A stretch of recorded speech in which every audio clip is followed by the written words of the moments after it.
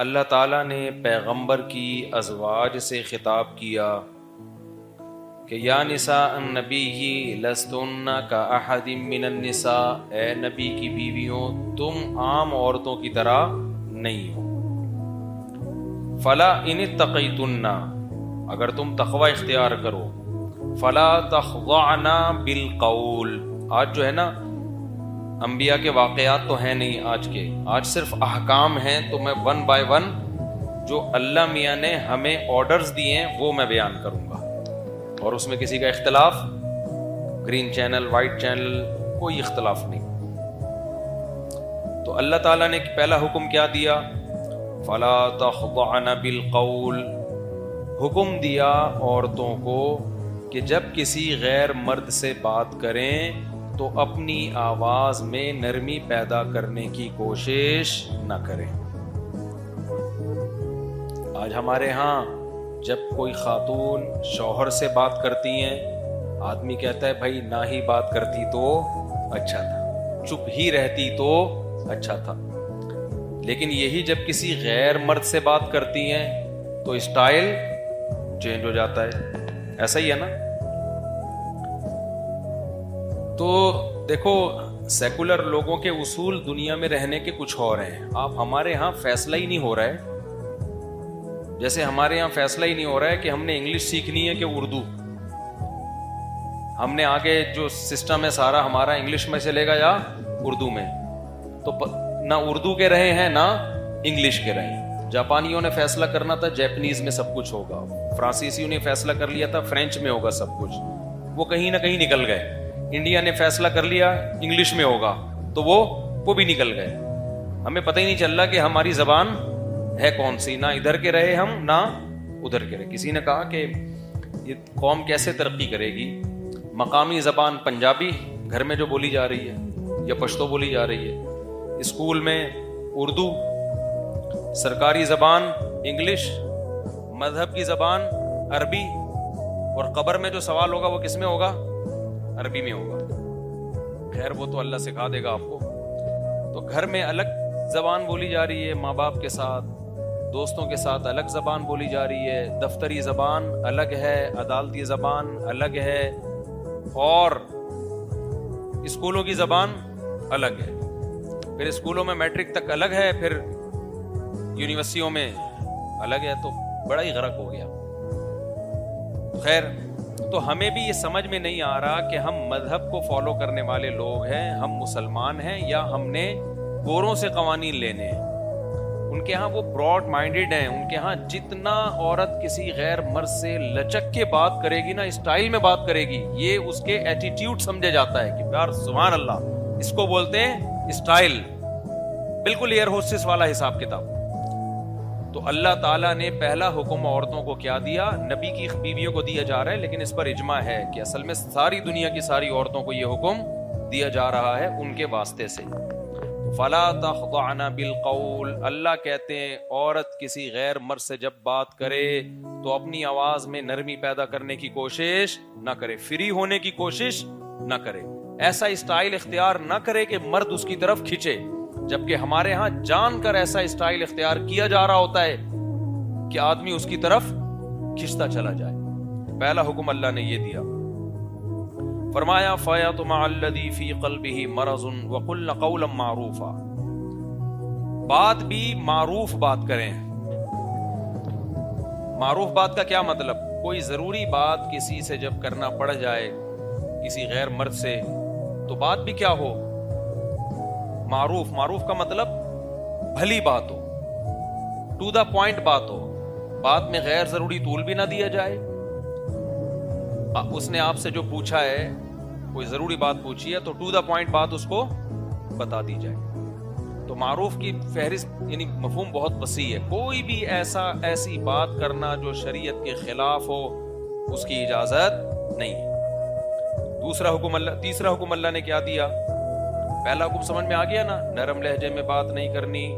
دوسرا حکم بات بھی ٹو دا پوائنٹ کرنی ہے، کوئی فحش بات نہیں کرنی، غلط بات نہیں کرنی۔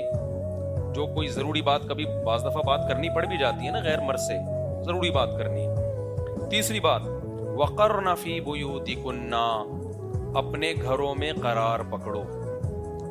یہ بھی اسلام کا ایک ایسا حکم ہے جو پہلے ساری دنیا میں تھا. اوروں نے آ کے اس کو کیا کر دیا؟ چینج. جب انگریزوں نے مذہب سے بغاوت کی ہے نا, اچھا بغاوت بھی پتہ ہے کیوں کی ہے؟ آج سے 500-600 سال پہلے تک انگریز آتے تھے ہماری یونیورسٹیوں میں پڑھنے کے لیے, اندلس جایا کرتے تھے. جب یہ ہماری یونیورسٹیوں پڑھنے کے لیے آتے تو ہمارے مذہبی اسکالرس کو دیکھتے کہ یار یہ تو بڑے ایجوکیٹڈ ہیں, یہ مذہب بھی جانتے ہیں, سائنس اور ٹیکنالوجی بھی جانتے ہیں, ان کی یونیورسٹیوں میں قرآن بھی پڑھایا جا رہا ہے, حدیث بھی پڑھائی جا رہی ہے, فقہ بھی پڑھایا جا رہا ہے, فلکیات بھی انہی کی یونیورسٹیوں میں, میڈیکل سائنس بھی انہی کی یونیورسٹیوں میں. ان کے ہاں تو مذہب اور سائنس میں کوئی فرق ہے ہی نہیں, اور یہ دنا دن ترقی پہ ترقی کرتے چلے جا رہے ہیں. یہ ہوتا تھا, یہ گوروں کا اعتراف ہے خود. جب یہ اپنی سوسائٹی میں جاتے تو اپنے پادریوں کو دیکھتے کہ یار وہ ایک الگ ہی دنیا میں لے کے جا رہے ہیں. بالکل وہی حساب جو آج فنڈامنٹلسٹ مولاناؤں کا ہے, وہ کس کا تھا؟ پادریوں کا تھا. پادری ایسی بات کرتے جو بالکل یعنی ان کا تھا ہی نہیں سائنس اور ٹیکنالوجی سے کوئی لین دین, اور مذہب بھی ان کا مسخ شدہ تھا. جو عیسائیت کا تو بیڑا غرق ہو گیا تھا نا, مذہب کی جو اوریجنل تعلیمات تھیں ان کا ستیہ ناس ہو گیا تھا. پھر وہ پادریوں کی اپنی چودراہٹیں, مذہب کی اجارہ داری. پادریوں نے سمجھایا ہوا تھا کسی سے کوئی گناہ ہو جائے تو ہمارے پاس آ کے معافی مانگے گا, پیسے ویسے دے گا تو گناہ معاف ہوگا, ادروائز ڈائریکٹ اللہ سے نہیں. ہم کو وسیلہ بناؤ گے تو سارا سیٹ اپ چلے گا, ڈائریکٹ اللہ واللہ معاذ اللہ کچھ بھی نہیں ہوتا. یہ ان لوگوں کی سوچ تھی. تو پیچھے کو دھکیل رہے تھے وہ لوگ دنیا کو رہبانیت کی طرف. دنیا سے بے رغبتی کا مطلب یہ تھا دنیا چھوڑ دو. تو وہاں سے ان کے ہاں مذہب سے بغاوت شروع ہوئی ہے. انہیں اندازہ ہو گیا کہ ہماری سوسائٹی میں جب تک مذہب ہے ہم اس وقت تک ترقی بولو نہیں کر سکتے. ان کو نکالنا پڑے گا سوسائٹی سے, پادریوں کو. وہی حساب جو آج بہت سارے مولاناؤں کا ہو گیا ہے نا, فنڈامنٹلسٹ بنے ہوئے ہیں, بالکل ایک الگ ہی دنیا میں بند گلی میں لوگوں کو دھکیل رہے ہیں. لیکن مسلمانوں میں چونکہ نبی صلی اللہ علیہ وسلم نے فرمایا امت گمراہی پہ جمع ہوگی نہیں, اس حدیث کا مطلب یہ ہوا کہ عیسائیت کا تو بیڑا غرق کر دیا پادریوں نے, سارے ہی خراب ہو گئے. لیکن اس امت میں چونکہ نبی آخری نبی ہیں, عیسائیوں کے بعد تو نبی نے آنا تھا نا, اس امت میں نبی کے بعد کوئی نبی نہیں آئیں گے, تو اس لیے یہ امت گمراہی پہ جمع نہیں ہوگی. اس میں اگر 2 نمبر مولوی ہوں گے تو 1 نمبر بھی اسی امت میں ہوں گے, 2 نمبر علماء ہوں گے تو 1 نمبر بھی ہوں گے. پوری امت گمراہ نہیں ہوگی, اور مذہب مسخ نہیں ہو سکتا, امت گمراہی پہ جمع نہیں ہو سکتی. سمجھتے ہو کہ نہیں سمجھتے ہو؟ لیکن یہ ضرور ہے کہ جو برائیاں پچھلی امتوں میں ہوئی ہیں جزوی طور پر اس امت میں بھی وہ برائیاں آئیں گی. جزوی طور پر آئیں گی, کلی طور پر نہیں آ سکتی کہ پوری امت سارے علماء ہی خراب ہو جائے. تو یورپ میں پھر وہاں سے مذہب سے بغاوت شروع ہوئی ہے. سمجھ رہے ہو کہ یار یہ مذہب ہے جو ہمیں ترقی نہیں کرنے دیتا. کیونکہ اب وہ ایسا تو نہیں ہوتا نا پوری قوم اسلام قبول کر لیتی, وہ تو اپنے باپ داداؤں کے دین اور مذہب سے تو لوگوں کو محبت ہوتی ہے. تو نتیجہ کیا نکلا بھائی, انہوں نے, اور پھر مسلمان بھی تنزل کی طرف جانا شروع ہو گئے تھے. تو انہوں نے کیا کیا کہ جب آپ کو پتا ہے ری ایکشن ہوتا ہے نا, تو نیوٹن کا قانون آپ نے پڑھا ہوگا, ہر ایکشن کا ایک ری ایکشن ہوتا ہے. جتنا پاورفل ایکشن ہوگا ری ایکشن بھی اتنا ہی پاورفل ہوگا. یہ قانون تو پڑھا ہوا ہے نا آپ لوگوں نے, نہیں بھی پڑھا ہوا ہو تو ویسے ہی مشاہدے کی چیز ہے. ایک تھپڑ کسی کو لگاؤ تو سامنے والا بھی اسی سٹائل سے لگائے گا, وہ نہیں لگائے گا اس کا ابا لگا دے گا آکے. اس قانون کا یہ مطلب نہیں ہے کہ تھپڑ لگاؤ, اس قانون کا اصل مطلب ہے جب تھپڑ آپ کے اس کے لگے گا نا تو آپ کے چانٹے پہ بھی, یعنی جتنی زور سے اس کے منہ پہ آپ تماچا لگائیں گے تو آپ کے تماچے پہ اس کا منہ بھی اتنی زور سے لگے گا.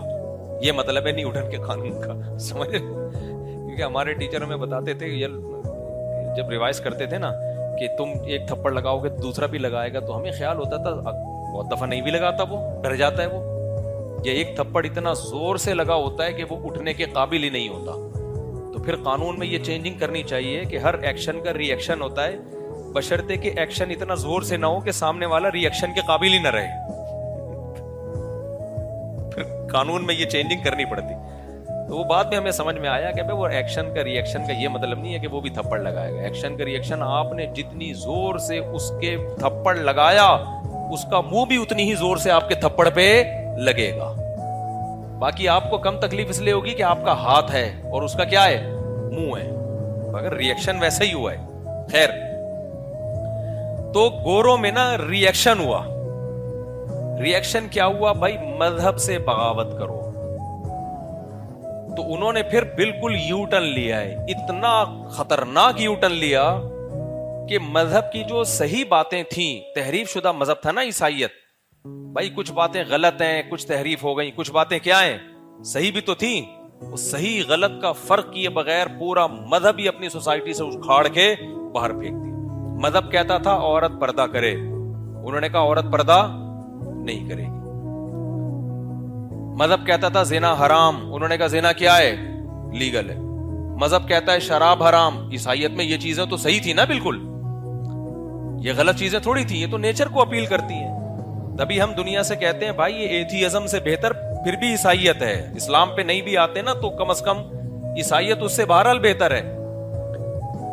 تو مذہب پھر کیا ہوا کہ انہوں نے اکھاڑ کے بالکل باہر پھینک دیا. اس کے بعد ان کی سوسائٹی میں اخلاقی برائیاں پیدا ہونا شروع ہوئی, کیونکہ جب آخرت کو نکال دیا, اللہ کو نکال دیا اپنی سوسائٹی, اللہ رہ گیا لیکن نام کا, تو لوگوں میں اخلاقی جرائم بڑھ گئے, 2 نمبریاں بڑھ گئیں. پھر انہوں نے کیا کیا, ان 2 نمبریوں سے روکنے کے لیے ورک شاپس وغیرہ کرانا شروع کی. مینرز ہوتے ہیں ایکچولی کر کے نا, ٹوپی ڈرامہ, وہ اب تک گوروں میں چل رہا ہے. کامیاب سکسیس کی جو ہے نا 7 علامتیں, 14 علامتیں, 4.25 علامتیں, 6.25 علامتیں, یہ ان کی ورک شاپ وغیرہ کے ذریعے اتنے مینرز پیدا کرنے کی کوشش کی جس سے ان کے ملک چل جائیں. بس اس سے زیادہ مینرز کی کوشش انہوں نے بولو نہیں کی. ابا کے لیے مینر کی ضرورت ہی نہیں ہے ملک اسٹیٹ کو چلانے کے لیے, تو ابا کے کوئی حقوق اس سوسائٹی نے نہیں دیے. ابے سن لو میں کیا کہہ رہا ہوں, یہ کام آئیں گی باتیں. ماں کے حقوق آپ ادا کریں یا نہ کریں, اسٹیٹ کو اس سے کوئی فائدہ یا نقصان ہے نہیں ہے. تو اماں کے حقوق پر کوئی ورکشاپ ہوئی نہیں, سمجھ رہے ہو. اسی طرح بیوی کے حقوق, میاں کے حقوق جو مذہب دیتا ہے, سب بیڑا غرق کر دیا انہوں نے. بس اتنے حقوق کے اسٹیٹ اسٹرانگ رہے, اور جو سرمایہ دار لوگ ہیں نا, دولت مند لوگ ہیں, ان کو نقصان نہ ہو. ان کا جو مزدور ہے نا, ان کی فیکٹریوں میں گدھے کی طرح کام کرے, اپنے مالک سے وفا کرے, 2 نمبر ہی نہ کرے, اس حد تک.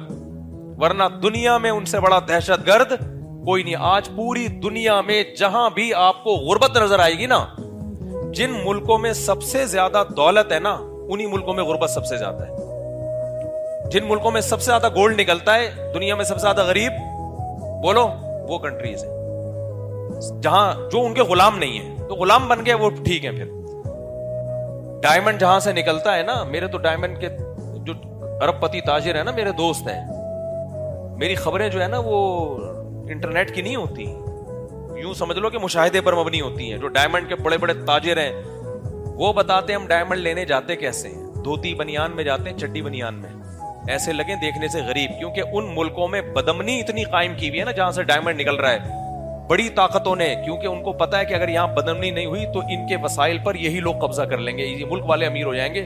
تو جو دنیا کی بڑی بڑی طاقتیں ہیں جو مینرز پہ ورک شاپ کرواتی ہیں, ایکچولی ایٹیٹیوڈ ہونے چاہیے, ہیومن رائٹس, ویمن رائٹس, یہ ٹوپی ڈرامے کے نام پہ جو انہوں نے بدماشیاں کی ہوئی ہیں, یہ سب سے بڑے بدماش ہیں. غریب ملکوں کا خون صرف ان سے کیا کر رہے ہیں, چوس رہے ہیں, سمجھتے ہو.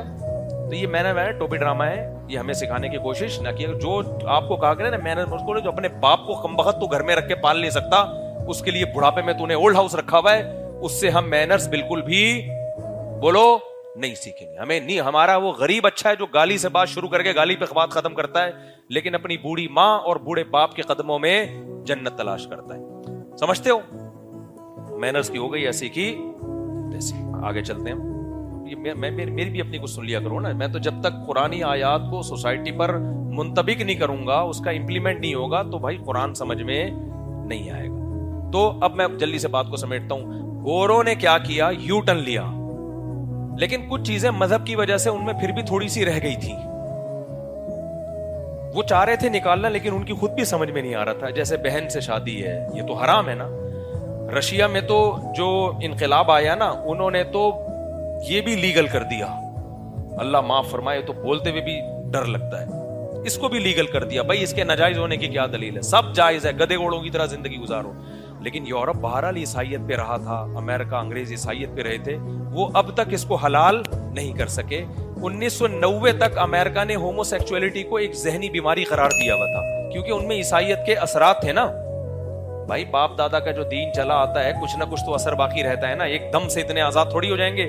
1990 کے بعد جا کے اس کو بھی کیا کر دیا, لیگل. بالکل ہی گدے گھوڑے, جو کام گدے گھوڑے نہیں کرتے ان سے بھی 2 ہاتھ آگے نکل, کہ تمہاری وسیم سے شادی ہو جائے, غفار سے بھی شادی کر سکتے ہو. ابا اگر کنفیوز ہو رہے ہیں کہ یہ غفار میری بہو ہے, یہ میرا داماد ہے, تو اس کنفیوژن سے, کیونکہ ملک کی ترقی میں کوئی رکاوٹ نہیں ہے, تو ایسی کنفیوژن سے کوئی نقصان نہیں ہوتا. کل ایک بندے کا فون آیا, کہنے لگا مفتی صاحب میرا دوست وسیم ہے, مجھے کہہ رہا ہے مفتی صاحب کو بولو خدا کے لیے مجھے معاف کر دو. کل کی بات ہے. تو میں نے توبہ کی, آئندہ میں وسیم کا نام, اصل میں کیریکٹر ہے نا یہ, وسیم سے وہ وسیم تھوڑی مراد ہے, یہ تو کیریکٹر ہیں, کردار ہیں. غفار, وسیم, ستار, فرزند, یہ سب نام ہوتے ہیں ہماری سوسائٹی میں, تو وہ والے میرے مراد نہیں ہے. تو اب میں آپ سے بار بار کہہ رہا ہوں, ہماری جو یوتھ گوروں کے پیچھے بھاگ رہی ہے, دیکھو وہ مذہب سے بغاوت کی انہوں نے, اور بغاوت کی وجہ کیا تھی؟ وہاں مذہب تھا تحریف شدہ. آپ کا مذہب تحریف شدہ نہیں ہے. اس مذہب ہی سے آپ کو موٹیویشن ملے گی, ترقی کرو گے تو اسی مذہب میں رہ کے زیادہ اچھی ترقی کرو گے. اور آج جو مسلمان ترقی نہیں کر رہا, وہ مولویوں کی وجہ سے نہیں, وہ آپ کے یونیورسٹیوں کے پروفیسر, آپ کے حکمران, آپ کے جو سیکولر حکمران ہیں, ان کی وجہ سے نہیں کر رہا. ان میں کون سا حاکم ہے جو مدرسے سے فارغ ہے؟ جتنے بھی آئے ہیں سارے کہاں سے فارغ ہیں؟ یونیورسٹیوں سے. اب جامعۃ الرشید نے سسٹم اپنے ہاتھ میں لیا ہے, سسٹم کی بات نہیں کر رہا, سسٹم اپنے ہاتھ میں لیا ہے. دیکھو کیسا بہترین رزلٹ آ رہا ہے. سمجھ میں آ رہی ہے بات کہ نہیں آ رہی؟ اب جب سسٹم یونیورسٹیاں بنا رہا ہے, جامعۃ الرشید کوشش کر رہا ہے کہ بھئی دین دنیا تعلیم کو ایک چھت کے نیچے دیا جائے, آپ اس کا رزلٹ دیکھیں گے انشاءاللہ. یہ کام پہلے اگر علماء کر لیتے تو آج ہمیں یہ دن نہ دیکھنے. تو ہمیں مذہب ہی سے میرے بھائی نجات ملے گی. اور میں ایک جملہ کہہ کے بس آگے چلتا ہوں کہ دیکھو, ہمارے ہاں اگر کوئی خوبی ہے تو وہ مذہب کی وجہ سے ہے. گورے میں کوئی خوبی ہے تو سسٹم کی وجہ سے ہے. ہمارے ہاں کوئی خرابی ہے تو سسٹم کی وجہ سے ہے, مذہب کی وجہ سے نہیں ہے. اگر گوروں کا سسٹم, اگر ہمارے پاس مذہب بھی ختم کر دیا جائے نا, ہم سے بڑا درندہ اس کائنات میں پھر کوئی نہیں ہوگا. کیونکہ آپ کو جرائم سے یا تو مذہب روکتا ہے یا قانون روکتا ہے. خدا کی قسم ہمارے ملک میں قانون ہمیں مذہب جرائم سے نہیں روکتا. اگر روکتا تو کراچی میں روزانہ 10-15 بندے قتل ہو رہے ہوتے ڈاکوؤں کے ہاتھ. ایف آئی آر کٹتی ہے, کیا ہوتا ہے ان ڈاکوؤں, 4 دن کے بعد کیا ہو جاتے ہیں. ایسی اندھیر نگری اگر یورپ امریکہ میں ہوتی تو آپ دیکھتے وہ تو غزہ بنے ہوئے ہوتے, وہ تو متنازع کشمیر بنے ہوئے ہوتے. ایسی درندگی ہوتی وہاں پہ. تو وہاں انہوں نے قانون کی گرفت کیا رکھی ہوئی ہے, بہت مضبوط ہے, بہت مضبوط لا اینڈ آرڈر ہے وہاں پہ. ہمارے ہاں لا قانونیت ہے. تو ہمارے ہاں جو خیر ہے وہ گورنمنٹ کی وجہ سے یا سسٹم کی وجہ سے بالکل بھی نہیں ہے. تھوڑی بہت جو خیر ہے وہ کس کی وجہ سے ہے, مذہب کی وجہ سے. اور ان کے ہاں جو خیر ہے وہ سسٹم کی وجہ سے, اور جو شر ہے وہ مذہب نہ ہونے کی وجہ سے. تو آپ کے پاس ایک خوبی تھی, مذہب. ہمارا سیکولر طبقہ کیا کر رہا ہے, اس مذہب کو بھی سوسائٹی سے نکال رہا ہے. اس کا نتیجہ یہ نکلے گا کہ لوگ اپنے بوڑھی ماں اور بوڑھے باپ کو نا اولڈ ہاؤس میں نہیں, روڈوں پہ لا کے پھینکیں گے. کیونکہ آپ کے پاس تو ان کو پالنے کے لیے اولڈ ہاؤس بھی نہیں ہے. اگر اولڈ ہاؤس بنا بھی دیے نا, رشوتیں چل رہی ہوں گی اولڈ ہاؤس میں, کون تمہارے بوڑھے باپ کی کیئر کرے گا وہاں پہ؟ نہیں آ رہی میرا خیال ہے بات. گردے پھیپھڑے بک رہے ہوں گے وہاں پہ بوڑھوں کے. تو اس لیے سیکولر طبقہ جو ہے نا ہمارا, جو بار بار مذہب, ابے تھوڑی سی خیر بچ گئی ہے. کس کی وجہ سے؟ کچھ لوگ مسجدوں میں آتے ہیں, مولاناؤں سے ابا اماں کے, میاں بیوی کے حقوق چوری کی مخالفت اور کچھ دیانتداری کی باتیں سن لیتے ہیں. یہ بھی ختم ہو گئی تو سوسائٹی کی ایسی کی تیسی ہو جائے. تھوڑا بہت جو عورتوں کی عزتیں بچی ہوئی ہیں یہاں پہ, یہ قانون کی وجہ سے بالکل بھی نہیں بچی. یہاں کوئی قانون نہیں, کچھ بھی کر لو, پیسوں سے چلتا ہے سب کچھ. لیکن پھر بھی لوگ عورت کو عزت دیتے ہیں. یہ کس وجہ سے دیتے ہیں بھائی؟ اللہ کا خوف ہے. تو اس لیے میں آپ سے کہہ رہا ہوں کہ وہ کام نہ کریں جو گوروں نے کیا ہے کہ بھائی سائنس ٹیکنالوجی جب تک مذہب رہے گا ترقی نہیں کر پائیں گے. کیونکہ یوٹیوب پہ نا بہت سے لوگ اس طرح کے کلپ بنا رہے ہیں, گورے نے مذہب کو اپنی سوسائٹی سے نکالا, دیکھو چرچوں تک محدود کر دیا اس نے, دیکھو کہاں تک پہنچ گیا. تو بھائی جان وہ ہم مذہب کو اگر نکالیں گے نا تو وہاں تک نہیں پہنچیں گے, جہاں تک ہے اس سے بھی نیچے دھکیل لیں. اور انہوں نے یہ سب کچھ اس لیے کیا کہ تحریف شدہ مذہب تھا. ہمارا دین تحریف شدہ نہیں ہے, قیامت تک کے لیے آیا ہے اور اس کی حفاظت کا اللہ نے وعدہ کیا, اور یہ فطرت کو اپیل کرتا ہے. اسی وجہ سے اسلام قبول کرنے والوں میں گوروں کا ریشو سب سے زیادہ ہے. جو پڑھتے ہیں نا وہ اور ایجوکیٹڈ لوگوں کا ریشو زیادہ ہے. سمجھتے ہو؟ اب ہم آگے چلتے ہیں. یہ تمہیز ضروری تھی ورنہ یہ کھوپڑی میں یہ باتیں آتی نہیں جو آگے بتائی جا رہی ہیں. ایک دم جو ہے نا وہ فوراً دماغ خراب ہونا شروع ہو جاتا ہے. تو اللہ میاں نے عورت کو تیسرا حکم دیا, وَقَرْنَ فِي بُيُوتِكُنَّ. تیسرا حکم کیا؟ گھروں میں قرار پکڑو. انگریز نے یہ کام بھی کیا تھا. پہلے ان کی عورتیں گھروں میں رہتی تھیں, انہوں نے کہا تو پادریوں نے کہا گھروں میں رہنا چاہیے. عیسیٰ علیہ السلام کی تعلیمات ہیں, تورات انجیل کی تعلیمات ہیں, ہم نے اس کے اگینسٹ چلنا ہے. خواتین کو کہاں نکالنا ہے؟ گھروں سے باہر, سب جاب کریں. اس کا نتیجہ کیا نکلا؟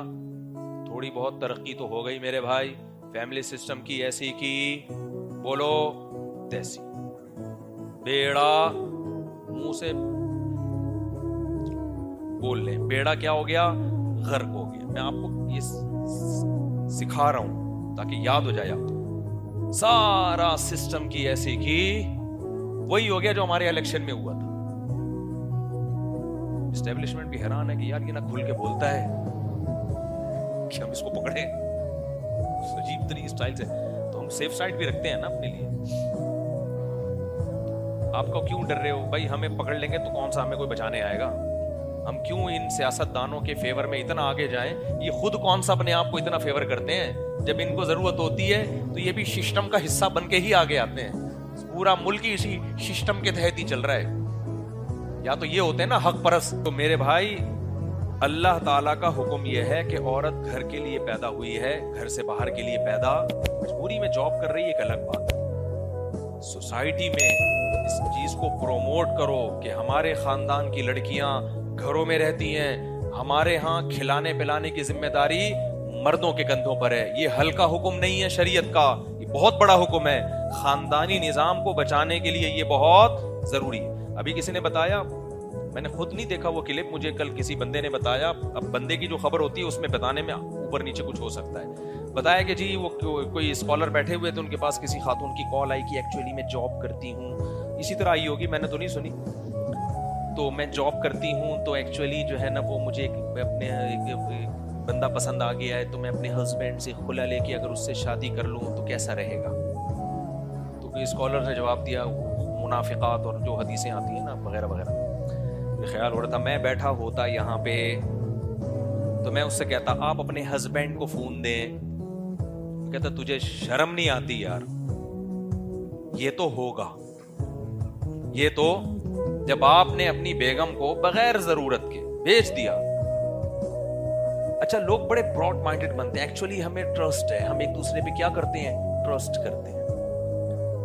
یار تم ایسا ٹرسٹ کسی پہ بھی کر لیا کرو. 1 کروڑ روپے دے دو اس کو, ٹرسٹ کرو اس کے اوپر. یہ ڈائلاگ ہیں, ٹھیک ہے ٹرسٹ کر سکتے ہیں آپ, اعتماد ہے, لیکن کیا انسان کے بارے میں کوئی گارنٹی لے سکتا ہے کہ جیسا آج ہے کل بھی ویسا ہی ہوگا؟ 100% گارنٹی ہو سکتی ہے؟ کتنے کیسز میرے پاس آئے ہیں, محبت میں بیوی کے نام 1 کروڑ کا گھر کر دیا. بیگم کہہ رہی تھی مجھے 1 کروڑ کا گھر دے دیں. اس نے کہا نہیں بیگم, کیوں, کیا مجھ پہ آپ کو ٹرسٹ نہیں ہے؟ بیگم کے ڈائلاگ, میں لے کے بھاگ جاؤں گی. اس نے کہا نہیں میں تو ٹرسٹ کرتا ہوں, تو پھر دے دیں. اس نے کہا کہ چلو ہم دونوں تو ایک ہی ہیں, ہم الگ الگ نہیں ہیں. یہ میاں سوری یہ بیوی اور میں میاں دونوں ایک. یہ لو.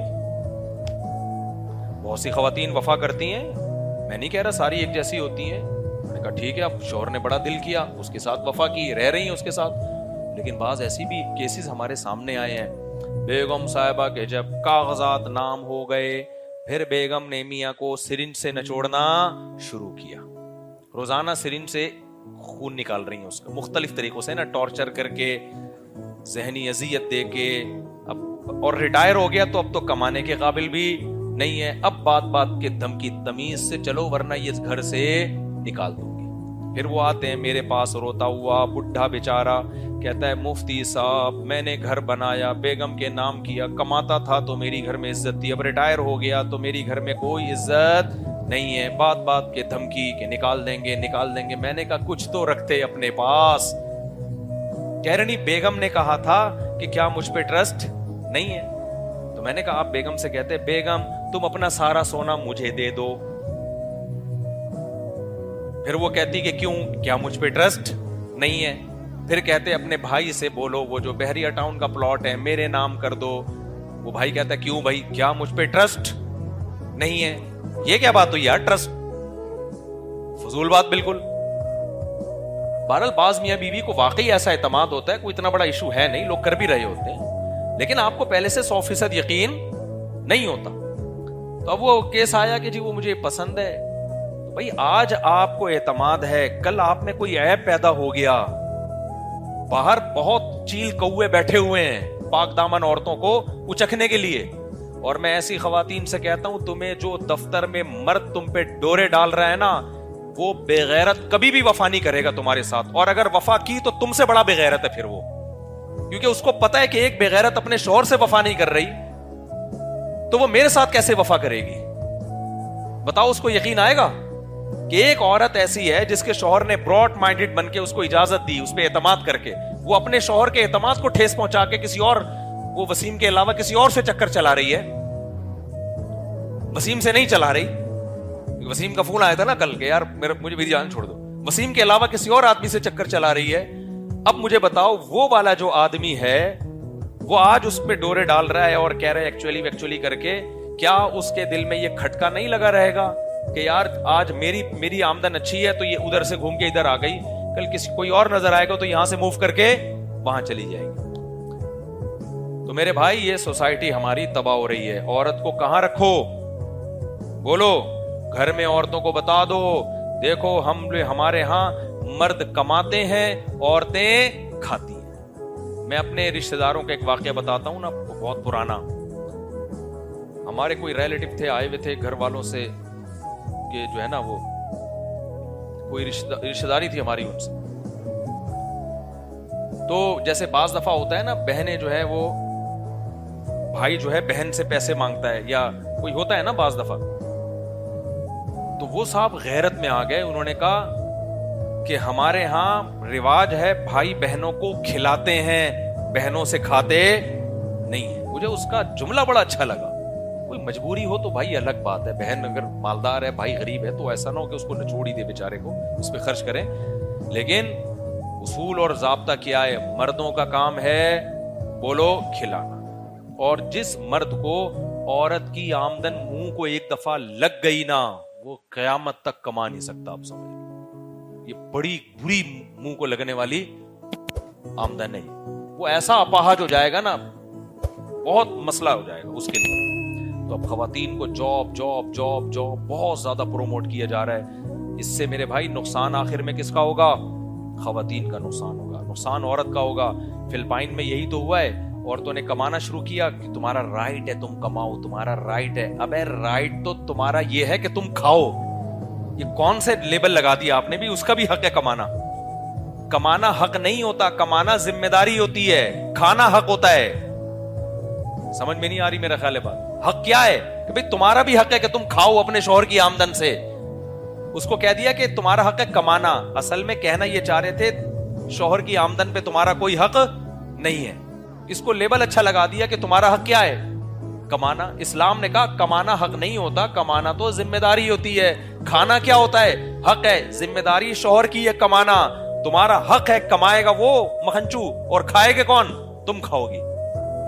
تو سوسائٹی میں اس کو کیا کرو میرے بھائی, اس کو رواج دو.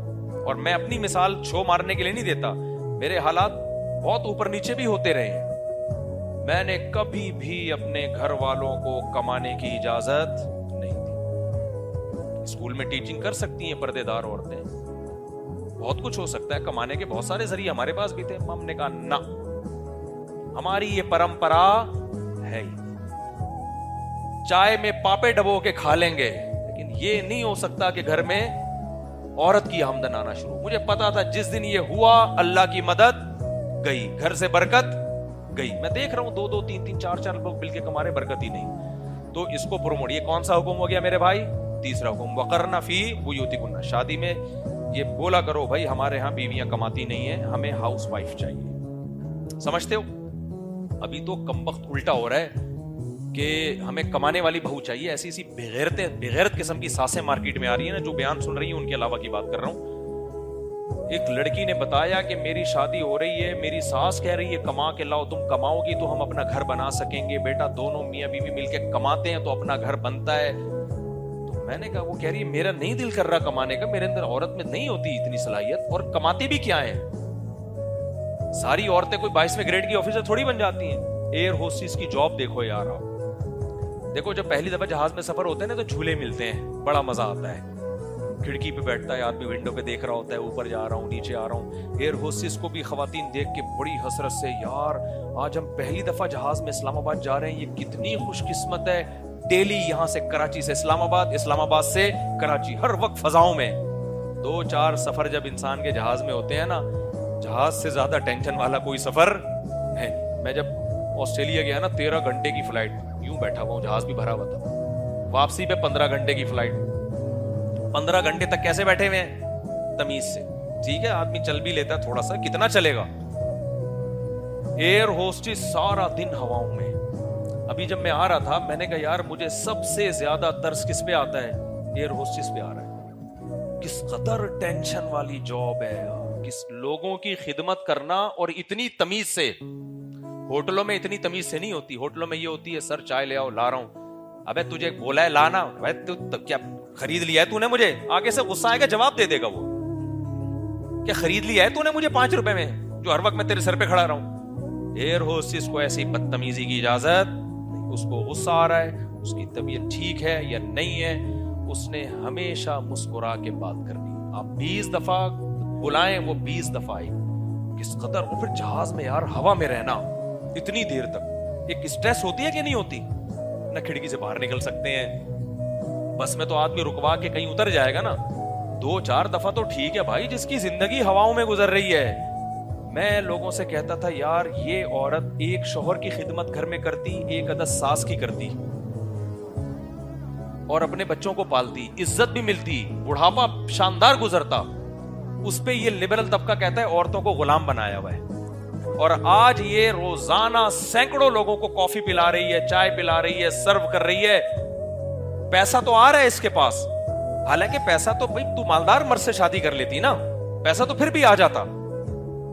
لیکن بڑھاپا کیا ہے, اور تھوڑی سی اس کی ایج زیادہ ہوگی نا, ان کا حسن و جمال ذرا سا ختم ہو, ایئر ہوسٹس ہو گئی ریٹائر, سوائے پی آئی اے. یہ اللہ کا بڑا فضل ہے, پی آئی اے ہماری اپنی ہے. تو ذرا سا حسن و جمال میں تھوڑا سا فرق آیا نا, فوراً کیا کر دیا اس کو؟ ریٹائرڈ. تو بھائی اس ملیشیا کا بتاؤں آپ کو, میں ملیشیا گیا, کیا ہوا ہے, ہم ہوٹل میں گئے مچھلی کھانے کے لیے, خاتون بنا رہی ہے مچھلی, اور واکر میں بچہ ہے, اس کو جھولے بھی دے رہی ہے. میں نے کہا یہ دیکھو یار, روزانہ 150-200 بندے کو یہ مچھلی کھلا کے, مچھلی پکا کے کھلاتی ہے, بچہ بھی پال رہی ہے.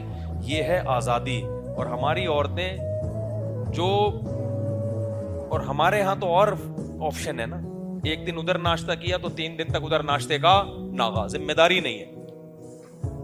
ایک گھر میں کپڑے استری ہو رہے ہیں تو دوسرے گھر میں نہیں ہو رہے, ظاہر ہے کام ڈیوائڈ ہو گیا نا.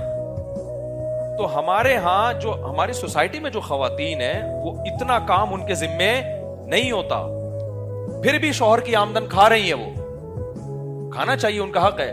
ان کو کہہ دیا کہ یہ دقیانوسی ہے, یہ غلام ہے.